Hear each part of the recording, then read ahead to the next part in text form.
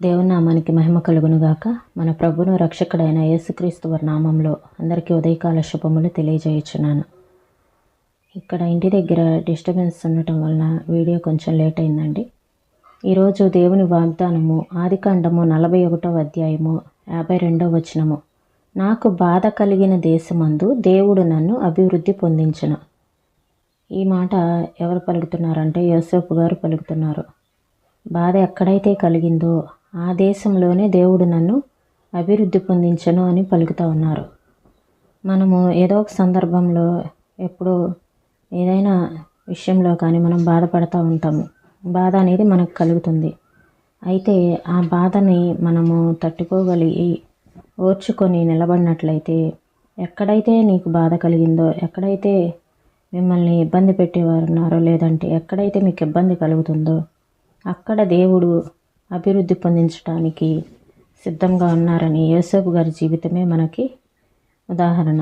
ఎందుకంటే జేఎం మాక్ గారని ఈ విధంగా చెప్తా ఉన్నారు. నీ హృదయము నీకు కలిగినటువంటి నష్టాన్నే తలపోయిచ్చినది. అంటే మన హృదయంలో మనకు బాధ కలిగిన ఆ నష్టాన్ని మనము తలపోసుకుంటూ ఉన్నాం, కానీ ఆ నష్టంలో మనకి మేలు ఎంత ఉంది, ప్రయోజనం ఎంత దేవుడు కలగజేస్తాడు అనేదాన్ని మనము మరి ఒక కోణంలో నుంచి కనుక చూసినట్లయితే, మనకి ఆ కష్టంలో ఉన్నప్పుడు, శ్రమలో ఉన్నప్పుడు మనం ఏం నేర్చుకుంటామంటే కనికరము, జాలి, ప్రేమ, సహనము, అలానే వేల కొలది పుష్పాలు, ఆత్మఫలము, ఇవన్నీ మనలో అభివృద్ధి పొందుతూ ఉంటాయి. ఎందుకంటే కనికరం అనేది మనలో పెరుగుతుంది. బాధ కలిగినప్పుడు జాలి అనేది ఎక్కువ అవుతుంది. ప్రేమ కలిగి ఉండటము, సహనాన్ని ఇంకా ఎక్కువగా మనము నేర్చుకోగలుగుతాము. వేల కొలది పుష్పాలు, ఆత్మఫలము, ఇది మనలో అభివృద్ధి పొందుతూ ఉంటుంది. కాబట్టి నీకు ఎక్కడైతే నష్టం కలిగిందో దానిలో నీకు కనబడేవన్నీ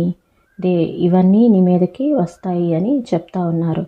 నీలో అంతకుముందు ఎప్పుడూ లేనటువంటి భూ సంబంధమైన అభివృద్ధిని తేలేనివి ఆత్మఫలాలు, ఆత్మలో దేవుడు ఇంతగా మనలో ఈ విధంగా అభివృద్ధి పొందుతాయి అని తెలియపరుస్తూ ఉన్నాయి. వేసవి చినుకులు పడుచున్నవి. కవి కిటికీ దగ్గర నిలుచుండి కనిపెట్టుచున్నాడు. చినుకులు జోరుగా భూమిని కొట్టుచున్నవి. అయితే ఆ కవి దీర్ఘాలోచనతో అక్కడే నిలుచున్నాడు.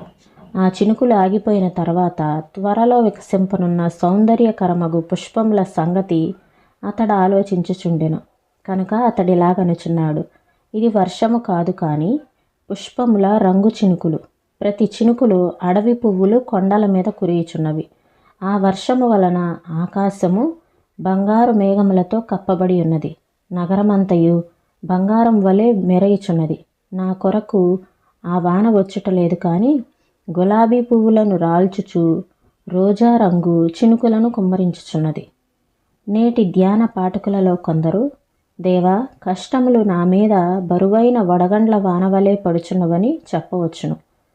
నేను భరింపలేనంత బరువుగా పరిశోధనలు నా మీద పడుచున్నవి. ఆశాభంగములు అధికముగా నా మీద కుమ్మరించబడుచున్నవి. నేను చేసుకున్న ఏర్పాటులన్నిటినీ శిథిలము చేసినవి.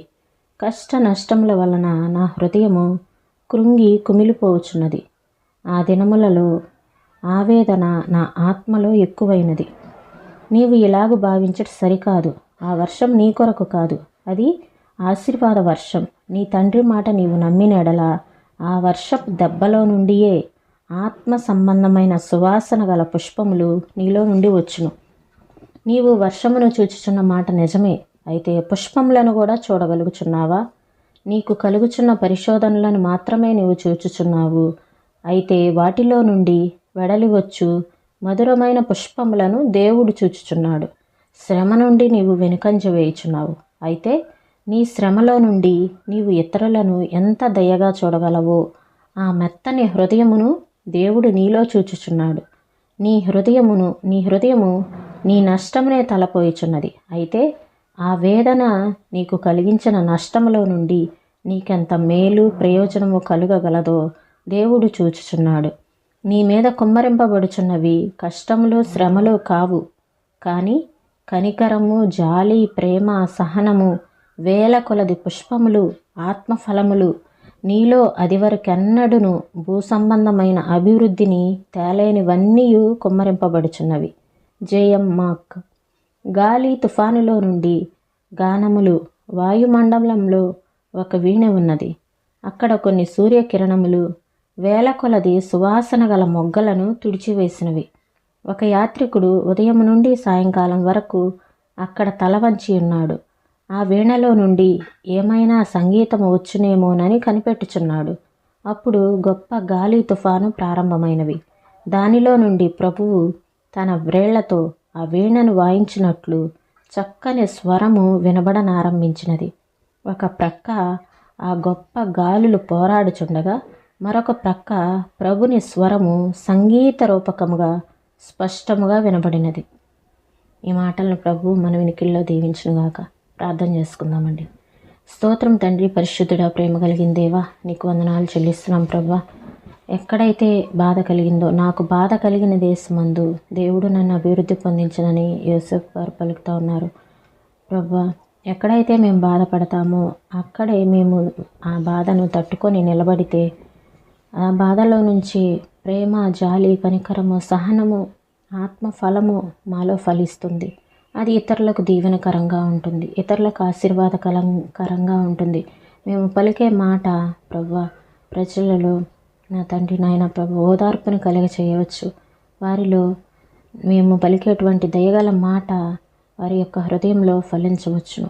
అలా మాలో ఆత్మ సంబంధమైన అభివృద్ధిని మీరు తీసుకొని వస్తారు ప్రభా. నీకు స్తోత్రాలు చెల్లిస్తున్నాం. ఎక్కడైతే బాధపడ్డామో అక్కడ నా తండ్రి నాయన ప్రభా బాధలో నుంచి అవి తట్టుకొని నిలబడితే ఓదార్పునిచ్చే దేవుడు తండ్రి, శక్తినిచ్చే తండ్రి దేవా, నీకు స్తోత్రములు తండ్రి. ఈ సమయంలో ఎవరైతే బాధలో ఉన్నారో అటు వారిని మీరు జ్ఞాపకం చేసుకోనండి. బాధలో నుంచి ఓదార్పును చేయమని, విడుదల చేయమని అడుగుచున్నాం తండ్రి. నీకు స్తోత్రములు దేవా, నీకు వందనాలు తండ్రి.